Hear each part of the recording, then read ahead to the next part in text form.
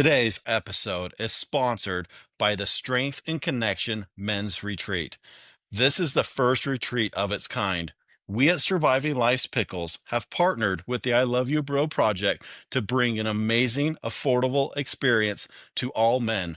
It will be a transformative weekend for men who want to grow, connect, and recharge. We're going to have activities such as workshops put on by Lincoln Bradshaw discussing internal family systems.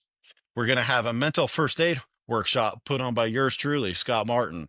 We will have a sound bath experience around the campfire put on by and sponsored by Reclaim Wellness. We're also going to have a few outdoor activities that guys can go out, bond, and experience new areas and experience new things that maybe they haven't tried before. And on the day that we're going to leave, we're going to have an amazing experience. We're going to hike up and do a guided meditation at the one and only beautiful Moonshine Arch there in Vernal, Utah. I hope that all of you listening want to come out, connect, grow, and become a better person.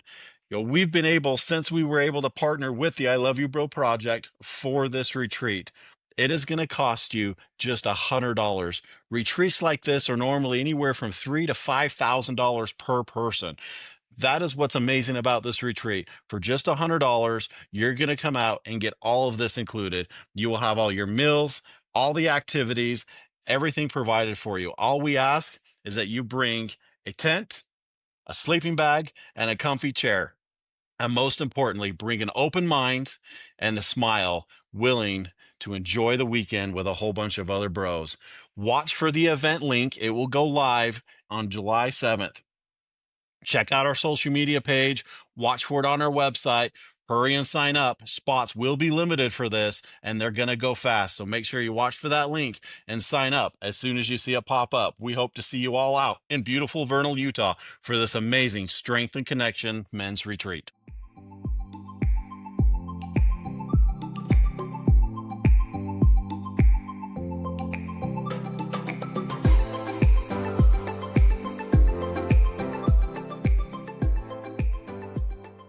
Good morning, good afternoon, good evening. How's everybody doing? Welcome back to the next wonderful episode of Surviving Life's Pickles. I'm Scott Martin, sitting here today with my lovely wife, Hillary. Hello, everybody. And our amazing guest, Danny. Danny, how are you today? Good. How are you?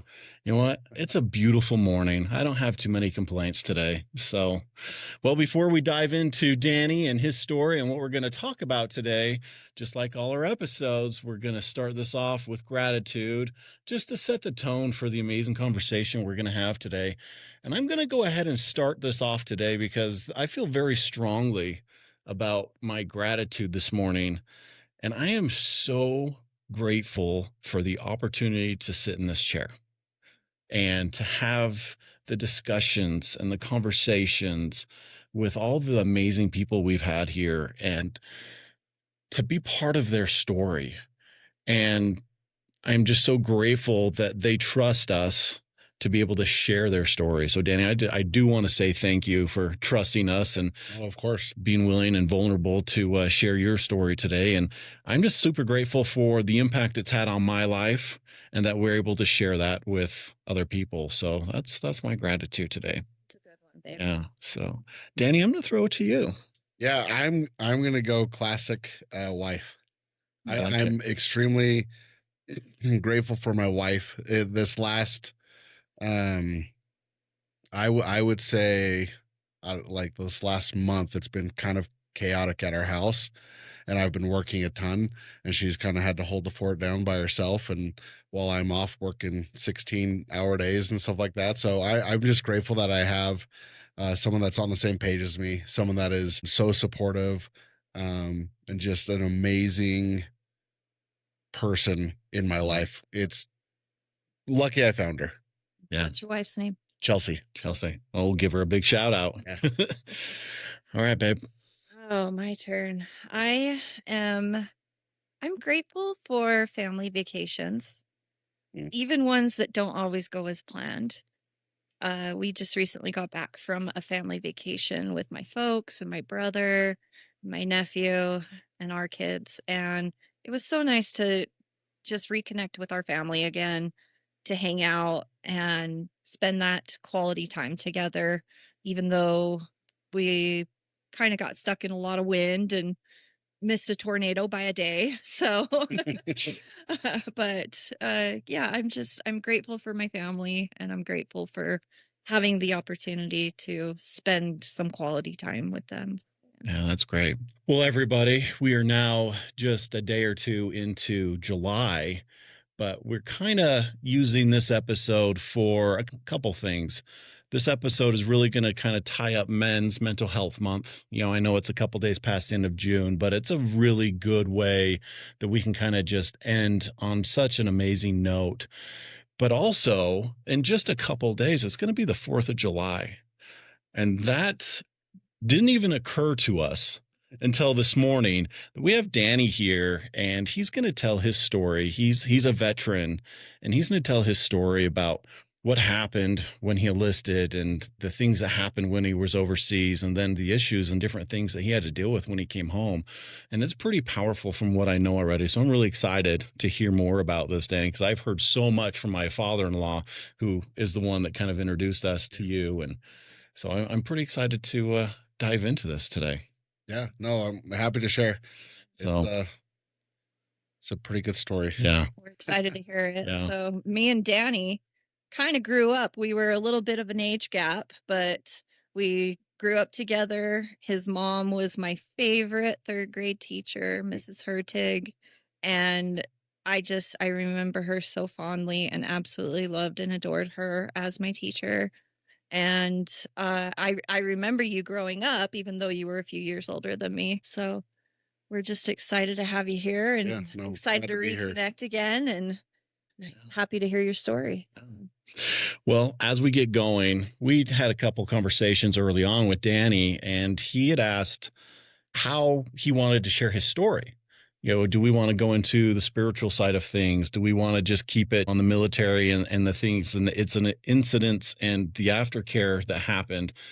And as I really thought about this, the words came up to me from the Pledge of Allegiance, Danny. Mm-hmm. And I just wanted to read, I pledge allegiance to the flag of the United States of America and to the republic for which it stands, one nation under God, indivisible, with liberty and justice for all. And that right there, Danny, tells me that you were fighting for our country. You were fighting for yourself. You were fighting for your family and your friends, but you were also fighting for the right to practice the religion that drives you, the religion that you believe in. You were practicing for all the freedoms we have here that go along with all that. So I feel it very fitting that we definitely want to share whatever you feel comfortable in this conversation, because what you did and everything that happened plays into that sentence right there. You were fighting for those rights to be able to be you, to be the person you wanted to be. Yes, sir. So, I mean, for me, it's obviously religion is a big part of who I am. And so it played a big role in my Marine Corps experience. It was, all right, do you just want me to dive in? Yeah. So let's just kind of dive in, Danny. I mean, where you grew up, even though I know, just a little synopsis of, your childhood, a little bit of background. Perfect. Yeah. So I'm the youngest of 6 kids. So we grew up in Alpine, Utah. We did move around a little bit. So we did, when I was in 7th grade, we moved out to Texas for 6 months, and then we moved to Colorado for about 4 years. Did some high school out there, then moved back and graduated from Lone Peak. That's the first time I was actually introduced to a Marine Corps recruiter. But my thing was, like, I always wanted to serve a mission, being LDS. So I didn't want to join where it was going to be just right out of the gate. And so I actually went, I served my mission in Peru, came home, was going down to school at UVSC at the time. Yeah. And, honestly, was doing horrible in school, was doing absolutely, my mom had just passed. I was just kind of playing too hard and playing around with all my friends and not concentrating in school. And I remember one day after I got kicked out of school because my GPA fell below like a 2.0 and I was on student loans, that I was just like, what am I going to do with my life? And I was driving on I-15, and I like just looked out my window, and there's two Black Hawk helicopters just like parallel with me. Huh. And I saw the helicopters, and I was like, maybe I should serve my country. But I was 24 when this happened. So I was obviously older than the average um, recruit that's entering the military.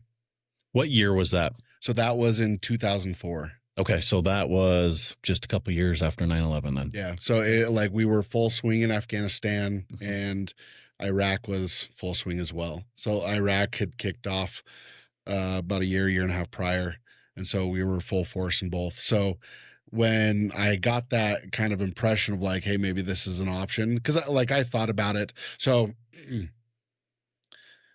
I'm going to Quentin Tarantino this for you, go a little further back. That's fine. So my mom, when I was on my mission when we found out she had cancer, the day my dad called me to tell me that it had taken a turn for worse and I should come home was 9/11. Wow. And I was stuck in Peru, and we couldn't catch a flight because they stopped everything, all flights.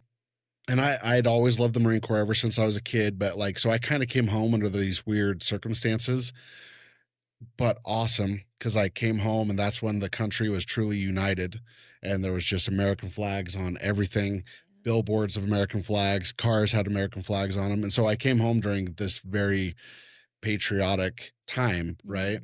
Then I got myself into school, then I got kicked out of school, and then it was like, okay, what should I do? So I actually called my dad, and I told him, I was like, hey dad, I was like, I'm thinking about this, but I want you to come down and give me a blessing. Like I need some sort of guidance. I'm lost. And it's one of the few blessings that I still remember. But in the blessing, he told me, he said, you'll have time. He said, you'll have time to serve your God, you'll have time for a family, and you'll have time to serve your country. And I enlisted the next day. Well, and to touch on that, just for people who are not quite familiar with the term blessing and the LDS church, we've had this discussion a little bit. And the best way to describe a blessing to anybody who's not familiar with it is the universe speaking through the individual that has been listening and being able to pass that message on to you that the universe is trying to communicate to you. And there's certain people God is trying to. And so, and then in the LDS church, it's usually the patriarch of the family, male, or somebody in the church leaders that usually do that. And so it's pretty powerful that the universe and God was talking through your dad to be able to give you that information. And it sounds like all three of those things happened. Yeah. Yeah. I mean, and that's where it was. I mean, obviously at that time I had served my mission. Obviously, if you know anything about the LDS culture, we marry young. So being 24, going on 25, and not having a girlfriend or something is like, oh my gosh, what's wrong with me type of thing. Hopefully that changes, because just wait, but it truly put my life on this trajectory of where I am today. And truthfully, I can say I am where I am today 100% because of my service in the Marine Corps. Awesome. Where it just, all of my good friends, I met my wife right when I got home from Iraq. I mean, everything just kind of happened in this weird, like it was supposed to, like in this awesome way, right? Everything fell into place. Yeah. So the question I have, as we go into your story, because I am always intrigued, is what influenced you to choose the Marine Corps over other branches? So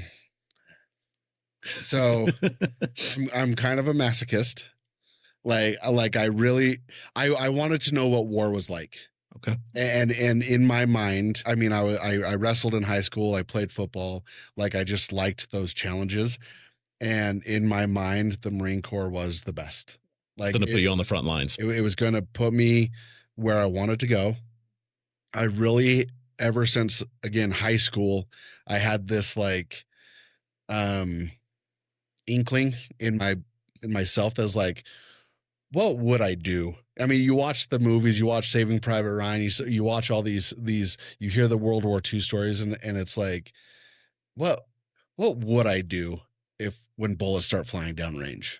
Like when someone's truly trying to take my life, am I going to curl up in a ball? Am I going to cry? Am I going to just fight back? Like, to what extent is this going? And it really was a question um, that I always had with myself. And when I was in grade school, I used to always check out first, like I have dyslexia, so me reading is not a fun thing. But we'd always get library days where we'd have to go to the library and check out a book. And I'd always pick a book on the Marine Corps because the front image was the raising of the flag of Iwo Jima. And I just thought it was the coolest picture ever. And so I take the home. I never read it. I just took the book home. I put it on my desk so I could see the picture, and that was it. And then I'd take it back the next week, and then we'd go back again, and I had to get another book, and I'd just get that book back out, and I'd just put it back on my desk, and because I just like the picture. I wanted what I felt was the toughest. I wanted front lines. I wanted to experience war, as crazy as that sounds. And I do know it does sound crazy at this point. As a 45-year-old looking back, I'm like, okay, that was kind of weird. But at the time, it just made sense in my head. So, well, let's kind of dive into that then. Wherever you want to start, you obviously enlisted. It is still called, is it ROTC or basic training in the Marine Corps? So it's basic. It is basic training. Yeah. Okay. So you made it through that. How was that experience? Basic training is the worst and funniest experience of your life. I was the oldest one there by far. Like most of the kids were 18, 19 years old. The drill instructors were like 22, 23. I was like the grand old man being 20. I was 24 when I entered boot camp. Okay. And frankly, it's just hell. I mean, like they purposely just make it your life miserable. The worst experience of your life. Now, the problem with it is I think that stuff's funny. So I would just continually get slayed because I couldn't stop laughing. And I would see other recruits get in trouble, and then I would start laughing, and then I'd get in trouble. And it was just one of those things that like I thought it was hilarious. And mind you, like I had some life experience. Like I had, again, served 2 years in Peru. I was 24. I'd been in college. So all of these kids are coming straight out of high school, and they're just like, what the crap is going on? And I'm just like, dude, this is a game. Like, and once you realize it's like, this is like, they're making our lives miserable because one, they're trying to prepare us for chaos, but two, they have a schedule. And if that schedule gets knocked off track in any way, all of a sudden they have an extra half an hour, and they're not just going to let you sit there for a half an hour. They're going to slay you, and they're going to make your life miserable. And so once I realized that, like I random story, the first time I went to get my rifle, we had to clean our rifles, and we're down there cleaning all of our rifles, and I go up to get it checked, and my drill instructor just takes the rifle like a huge axe and just throws it across the room. And he's just like, that's the worst rifle I've ever seen. No. And I was just like, okay. And I ran over and I picked it up like, aye, sir. I ran over, picked it up, went down, started cleaning it again. Within 5 minutes, I cleaned the area that he found some carbon on it, and I went back up and I was like, okay. And he just threw it right across the room again. And all of a sudden I was just like, we have to clean weapons for 45 minutes. We're 20 minutes into this. Yeah. He's not going to pass any weapon, because then what is that recruit going to do? They're not just going to let you sit there. And so it's just like, okay. So that was the last day I ever tried to turn in my weapon, because they don't really care if they're clean or not. They just want you to pass that time, because that's the time allotted for you to clean your weapon. So I'd always clean my weapons, and I'd do as thorough of a job as I could. But I never tried to turn them in ever again after that, because it was like, why bring the attention to yourself? You know, and every time we cleaned weapons, recruits would always try and turn them in, and they'd just get tossed to the back of the squad bay. And you're just like, guys, like, you got to realize that you'll never pass. You will never pass. And that's just boot camp. So, but we had some We had some great experiences in boot camp. I mean, the first time I actually went to church in boot camp was just to go from complete chaos to something calming, to sing a hymn. Like everybody broke down. But boot camp was, um, it's just the experience of boot camp. It's meant to suck. It's meant to be horrible for everybody. So you just kind of accept it and just be like, okay, this is a horrible thing. And then you just start enjoying it and be like, dude, this is hilarious. Because then you hear what the drill instructors say.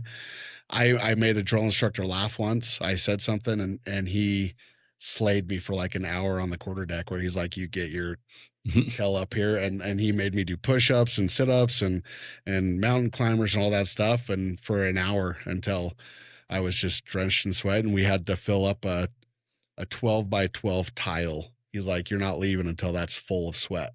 And so you have to sit there and aim your sweat and try and fill up that tile. And so, I mean, it's boot camp. It's meant to suck. It does.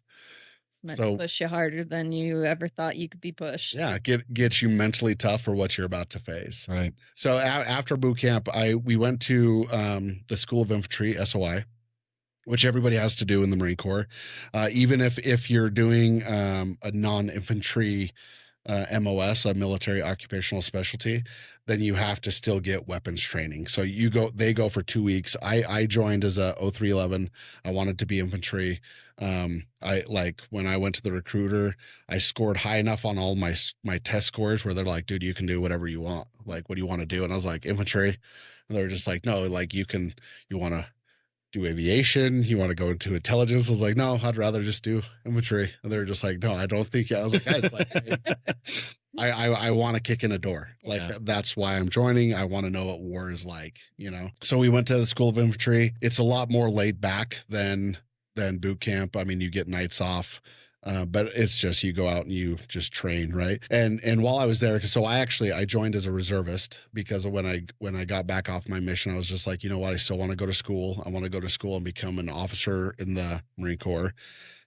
So you have to have your bachelor's degree in order to become an officer. So I joined it as a reservist, and as I was in the SOI, I met a group of Marines from Michigan, and they were the next slotted to go to Iraq. And so we became really good friends. So when I graduated the School of Infantry and LEV school and stuff like that, I got back to Utah. I drilled with this unit for, I think it was 2 drills. Like I went twice in a month. Okay. And then I moved out to the Michigan unit because they were slotted next. And they were slotted to go to Fallujah. So I moved out to Michigan, and within probably, I want to say about 6-7 months, we were in our workup to deploy to Iraq. And we, in 06, 07, we deployed to Fallujah. So, and Fallujah it's a known hotbed. In 2004, it was the bloodiest battle since Vietnam. What happened in Fallujah? It was the push, and I mean, Fallujah was just known for Saddam loyalists that were going to fight till the bitter end. Yeah. So after training with the Michigan unit for a few months, we did our training out in California. We went to Camp Pendleton and 29 Palms to do our workup training, get to know each other.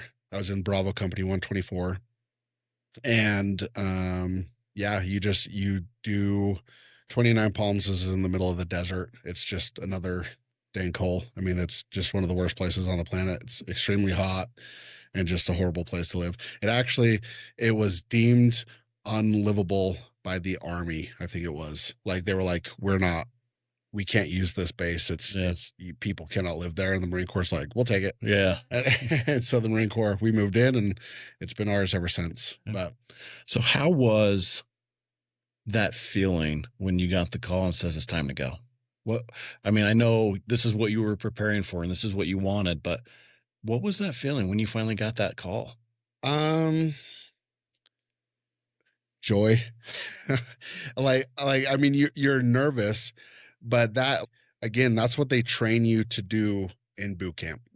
I mean, it is one of those things where if they respond to you as a company, as your platoon, your response as a affirmative is kill, So it's like, I mean, they'll yell something out to you and be like, "We have chow 10:45," and you're like, "Kill," And I mean, it's kind of ingrained into you that like we're the Marines, you're going to war, and again, because we were in conflict on two fronts in Afghanistan and Iraq, we all knew.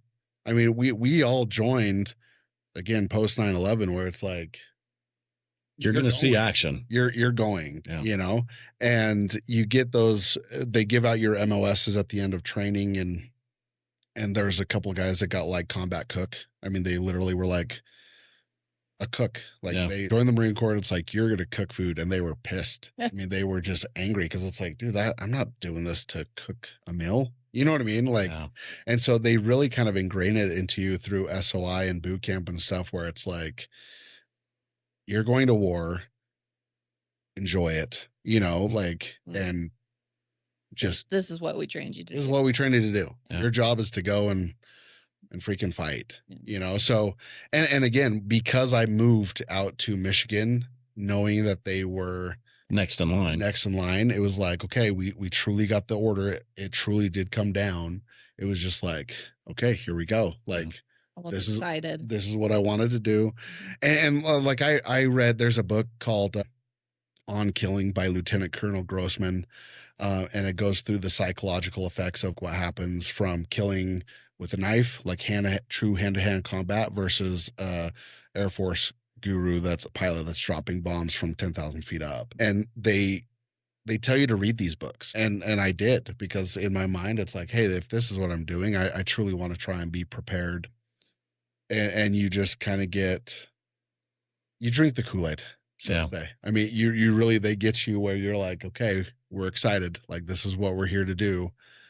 And you're young and you're dumb and you're full of freaking testosterone and energy, and you're in the best shape you've ever been in your life. And you're just like, I'm freaking invincible. Nothing is going to happen to me. This is amazing, And then you sit there and you just have those little daydreams of what happens in whatever scenario, What if I won the Medal of Honor? Because that's back when you're naive and you don't realize everybody that's won the Medal of Honor, it's the worst day of their lives. Yeah. Like people that win the Medal of Honor, like we celebrate it as a community, as a culture. It's like, holy crap, they won the Medal of Honor. It's the worst day of their lives. They literally had to go through absolute misery in order to win that. But you have those little fantasies. You have those things, and you don't do it for the medals. It's no one would ever do it. But I think most Marines, almost every Marine would lie that it's like, I mean, you just have those little fantasies of like that glory, you know what I mean? Because you watch it on movies, you watch it on TV shows. It's almost glamorized in Hollywood until you get to the reality of what it is. And you're just like, holy crap. So I was pretty excited. I mean, it was something that I was looking forward to. Again, it's the Marine Corps is another one of those situations where you're sitting there with all of your best friends. Like these are your buddies that you're training with, you're with 24/7. You get to know every intimate part of them, their story, their background. You know which kids came from the hood. You knew which kids came from a broken family, which kids came from parents that beat them, which kids that joined the Marine Corps instead of go to prison. You know about their girlfriends, their wives, their mistresses. You know everything because you're just with them. Yeah. 24/7. I mean, I got to the point where I could tell apart the cigarettes that guys were smoking. I could tell if it was a Camel, if it was a Newport, if it was a Marlboro. I mean, because you were around them so much, you got to know which guys liked which chew. You literally got to know everything. Where it is pitch black and a Marine was walking away from you and you could tell who they were. You're like, yeah, that's Lance Corporal Cliff. I could tell it just by his walk, just the way he carries himself. I know that's Fraser. I know that's Pulaski, and so it's you really get to this next level of just awareness and love for these guys. Even though some of them you hate, you still love them, but you like family. that you just don't get along for whatever reason. You know what I mean? We're all freaking human, but Yeah. there might be a couple guys that you just don't get along with, but you'd still put your life on the line for them. You'd still die for them. You'd still do whatever you could to make sure that they made it home. Because you guys really made that connection, that human bond that we all strive through our whole lives. Yeah. Like you guys in that type of situation, it's just stronger, Mhm. you know, because you guys are all tied at the hip for that Oh, yeah. time. So, Well, and it's, you learn quickly that it's like, I might not, I might not trust you with my money or my wife, but I trust you with my life, right? Like it is I am putting my hands in your hand, my life in your hands, right? And they're putting their lives in your hands, especially if you're in a position of leadership. And you have to have that trust. You cannot second guess anything when you're on the battlefield. Yeah, a lot of times it just has to be, you have to have that muscle memory. You have to react. you start second guessing, and that split second is usually when something goes wrong. Something happens because you thought about it. You just didn't react to it. And you get you or someone else killed. Yeah. And it sounds traumatic, but when it comes to the military, that's the reality of it. Yeah. Right? Like it's, if you're working in a business and your boss is like, "Hey, do this," and you're like, "Well, let's talk about it." You know, you don't have that luxury. Right. Like if someone says contact front or sniper, yells out whatever command, you react how you were trained to react, so you don't die. Yeah. You know, like you have to have that instant reaction, that muscle memory, where it's like, I'm not thinking about this, I'm just doing it. Because when you start to think, I mean, you're thinking about hundreds of rounds flying through the air, bombs going off, grenades explode. You know, like when you, if you start thinking about it, it's like you're thinking about total chaos, Right. you know? So we entered Fallujah in October of 2006. And that's when we truly got deployed. And then we started running our operations in end of September, October. And it was, because you have to have this little training. The old unit will come and they'll train you and Kind of the pass off. Yeah. Like the pass off. It's kind of, hey, this is where it's hot, this is where it's not. These are friendlies, these are not, type of things. And then the first, I would say the first incident that I would probably like to share that was pretty crazy was, it was October 27th. So a lot of people think that like you see like World War II documentaries, right? And it's just chaos every day. It's just war. And it's not really how it is, especially in today's world, right? So like, I mean, you might have a pop shot taken at you every now and again, but it's not like you're dealing with an enemy that is wearing a certain uniform. Like they're going to meet you at this battlefield. I mean, we were in a city. We were in the city of Fallujah, the whole city of Fallujah.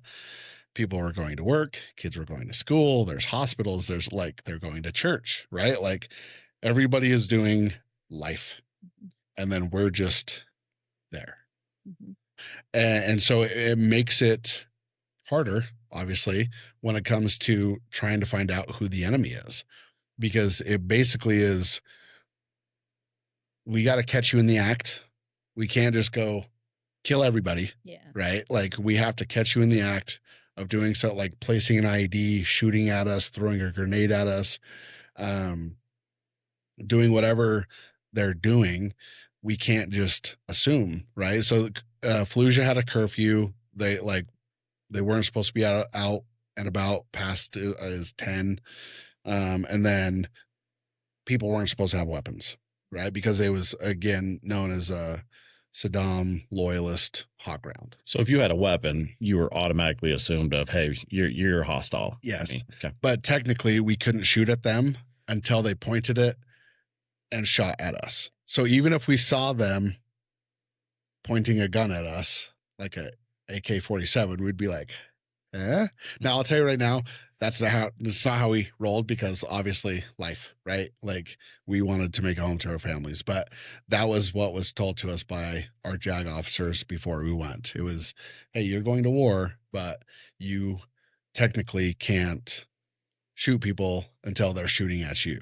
And at that point, you're just like, Okay, we all laughed at it. Honestly, we're just like, dude, get bent. Yeah. It's obviously not your life out there on the line. If someone's pointing a gun at me, I'm going to shoot back. Right. You know. So the first big incident that happened was October 27th, and that was we were doing a mobile patrol. So we were mounted in Humvees, and we were going to go around and just disrupt these areas, make sure no one's planting IEDs. We knew that it was an IED like hot take, and roll into a couple of houses, do some random checks, stuff like that, right? So I want to say it was like 3 o'clock, 4 o'clock in the morning. We're all gearing up, and the way it happened was our squad was only going to send a couple of teams, and so there's normally 4 teams per squad.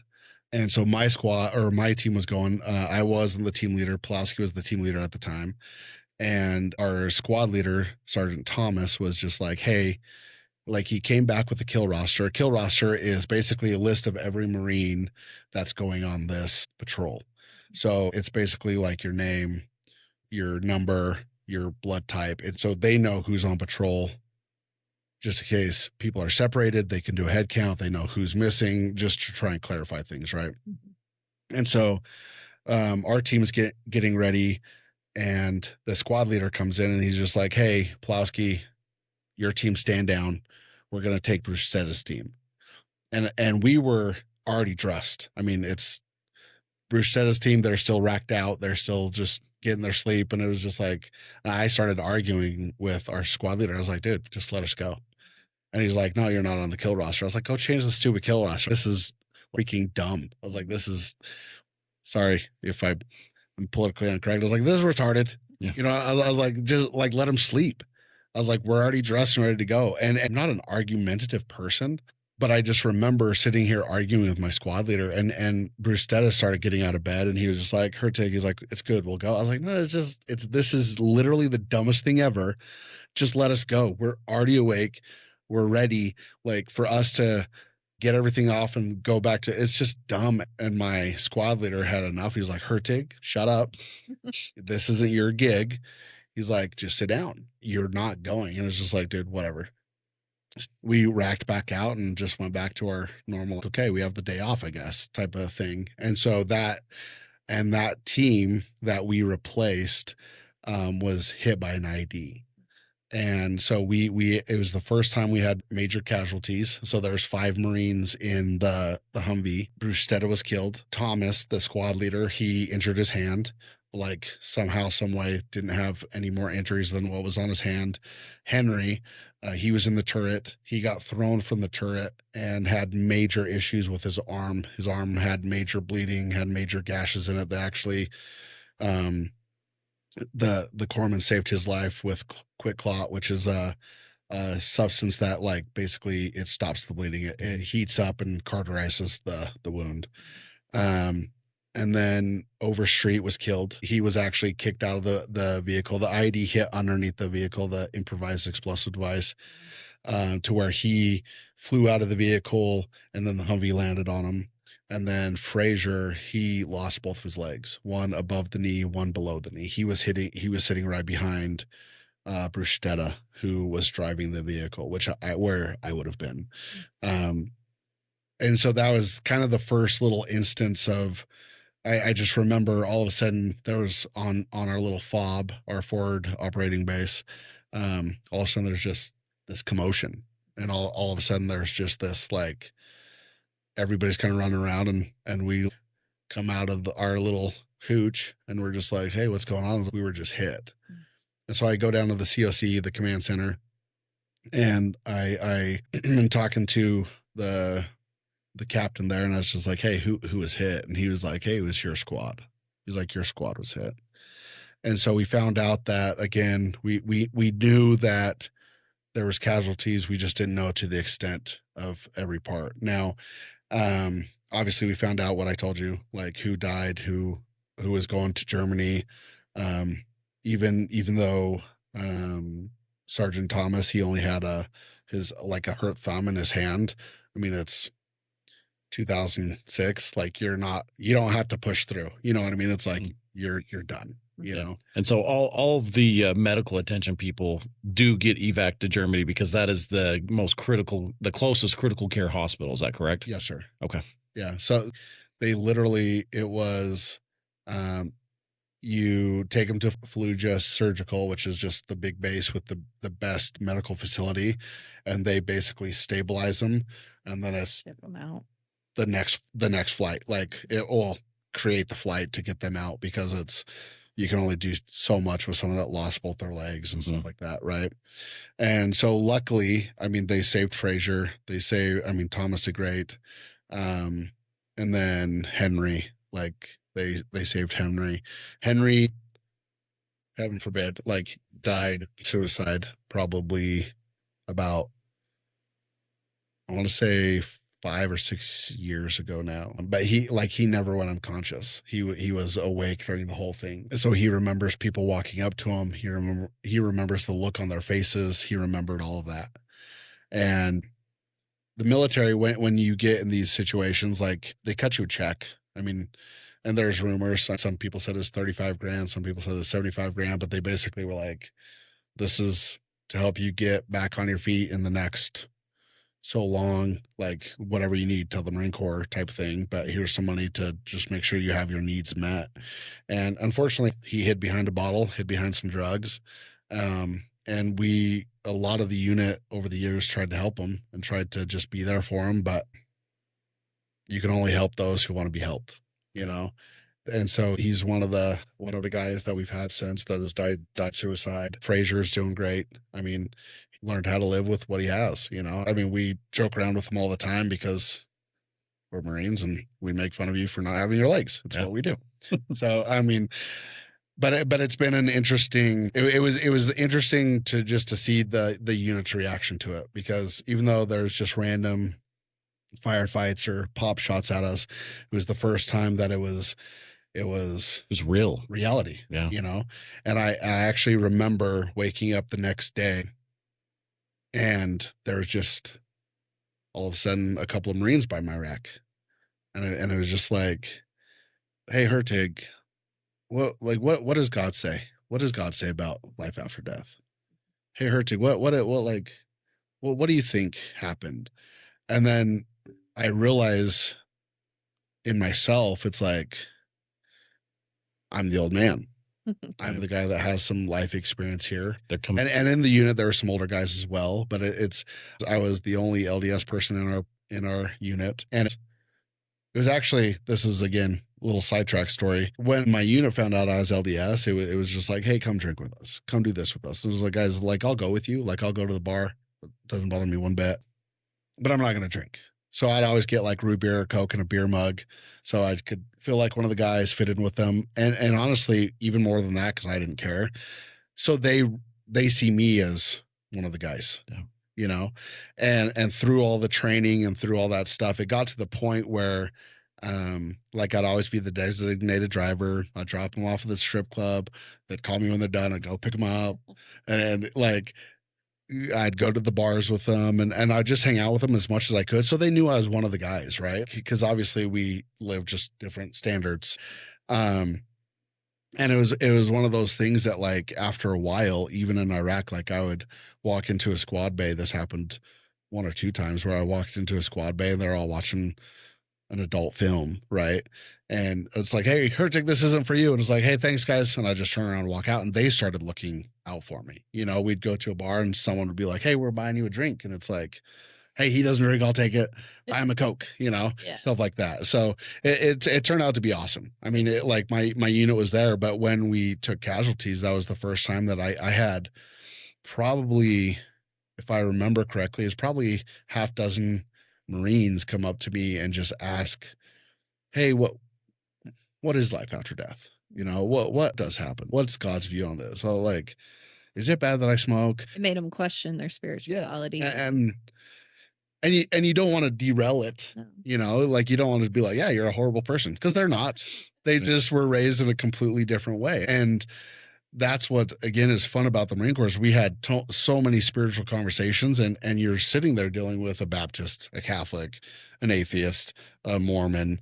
Like you're dealing with every religion under the sun, and you're all in one squad bay. Yeah. You know what I mean? And so we got in these pretty awesome and amazing conversations that were like, hey, dude, like this is reality, you know? And so a couple of the boys were from Tennessee, a Tennessee unit that attached to us. And we had a kid named Spencer who was really close to Henry and Fraser. And he took it hard. And I remember talking to him, and he was one of those kids that I didn't get along with that well. Like at this point, I was 25, 26, and he was 18. He was the youngest Marine in the unit. And I remember just talking to him, and we went from not being good friends to being close, because he just didn't like. I had some leadership positions, and so like I was a senior lance corporal and he was a private, and it was just one of those, like, a lot of times I'd just get in charge of like, hey, you gotta go fill sandbags. Hey, we need a working duty. It's like, it's you, man. You're the low man on the totem pole. Sorry, this is the way the Marine Corps works. Yeah. And so we butted heads. You know what I mean? But after this incident, obviously we got close, because he was one of those guys at the side of my rack that was just like, he just had questions and he just wanted to know. And it like, you realize also then it's not World War II where now you're flying in new recruits from the plane. It's like, okay, let's shift this stuff around. And so, because my squad has 13 people in it, right? There's your fire teams, and then your squad leader. And all of a sudden we're down, like my squad's down 5. So they had to reposition it. I moved up to be a team leader, and we just got some new Marines from different platoons that they're like, okay, we just have to kind of pick and choose who's getting sent where and stuff like that. So we got some new Marines, and I got moved up into a team leader position, and we just went back to running missions. And so how it also works is each platoon is on a different cycle. So you have 3 platoons in this company. That one was going to stay back and guard the FOB, right? They're going to guard the base. One was going to be what they call the quick reaction force, is the QRF.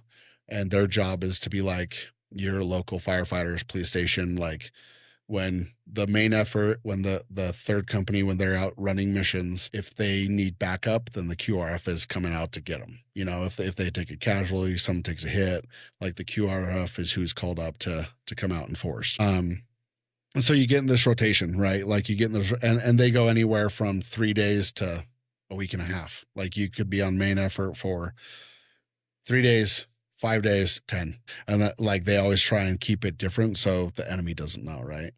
And then when you're guarding the base, it only takes a certain amount of Marines to guard said base. And so that's when you're catching up, you're doing your laundry, you're writing your letters home or your emails. We had, I think, 4 computers on our FOB and 1 or 2 telephones. So it's not like you can sit, like, we weren't supposed to have cell phones.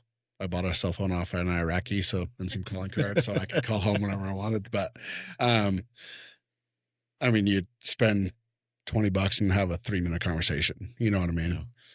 But it was just kind of one of those things that you got in this rotation. So probably the biggest thing the biggest thing that impacted me, I mean, as far as mental health goes, a lot of my survivor's remorse comes from that. It comes from the fact that should have been us. We were the ones that were slotted to go. We were the ones that should have been on the kill roster. I shouldn't be here. I should be dead, right? I would have been the one driving the Humvee. Yeah. But for whatever reason, again, like, things changed. And that last moment, and Brucetta's team had to get up and go, and we had to stay home. Like, we had to stay at base. Probably not probably, the biggest issue that happened, or the biggest little firefight that we got in, was on December 7th. Same year. Okay. So just a couple months later. A couple months later. So we were the main effort. And so what we did is we went out, our platoon went out, and we took over a house.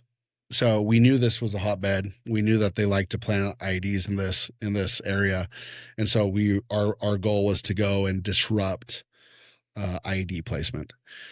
So what that looks like is we headed out at 2 o'clock in the morning, something like that, on foot. We go through the city, pick the house that was pre-designated. We picked it in the pre-planned mission phase of things, and it was like, okay, we're going to take over this house. It's a 2-story house. That way we'll have overlook on the streets. And then so we put 2 squads in one house that was 2 or 3 stories, and then the other house we put another squad for our company, or for our platoon, sorry. And so my squad, we were the QRF, a small QRF element. So we had squad 1 over in like the north house, a different squad in the south house, and then we kind of were the ones that if we see something, we're going to be the ones that go and wrap them up. And so we got out there, we got to the house, I want to say it was probably around 3:30, 4 o'clock in the morning. Bust in the door, grab the family. You put the military age males in one room, you put all the females in a different room, post guard, just make sure like they know that they can't leave. And then we occupy the house. So we did that. We were waiting for the sun to come up, and sun comes up, and we start just our observation on the streets and on this whole area to see if anything happens. And how we do that is we actually, I mean, as discreet as a Marine wants to be, we poke a hole in the wall, right? You sledgehammer out these, we call them mouse holes, where you can look through them. Obviously it's not the most tactical thing, where one day there's not a hole in the wall. The next day it's like there's a hole in the wall. Right. All the neighbors, and it's like, hey, we haven't seen Mohammed today. Obviously they can't come out of their house. You know what I mean? And they have a hole in their wall. That's where the Marines are. Yeah. You know what I mean? It's not like it's that big of a secret. It's anybody that is a little bit observant is going to notice. Can know that it's like, well, he didn't go to work today. Kids didn't go to school. The Marines are in that house, you know? So we started taking a couple of pop shots, and we automatically assumed that it was a sniper, because most Iraqis have absolutely horrible aim. Like they just spray and pray. They don't aim. They just pull the trigger and wiggle the gun. But the shots actually went through our mouse holes, and they almost hit a couple of Marines. And so we instantly were like, hey, something's going on. Do what you can, observe, but don't just post your face in the freaking hole forever, or you might get shot. Right. So we were located at the South House with the squad, and then we got a call that was like, hey, we think we have a VBID, which is a vehicle-borne IED, so a car bomb. And so they called us over. We make our way. It's just like a block and a half. We make our way from one position to the next. And our lieutenant, to where our lieutenant was, he's like, hey, I think that car is the car that is suspicious. Go check it out. And as our boys would say, there's the cliffhanger. We're going to pause Danny's story there as they were headed out to check out the suspicious car in the street. Tune in tomorrow to learn what happened as they were checking out that car, and then follow Danny through the rest of his journey as he came home to civilian life and dealing with the issues of PTSD and things that came up after he had fought in the war. We appreciate all of you tuning in today. Again, we want to say thank you to all of our veterans, all of our veterans' family, and anybody who is involved in the military for everything they do for us on a daily basis to keep us safe and provide the freedoms that we enjoy in this country. Tune in tomorrow to see how Danny becomes the hero in his own story.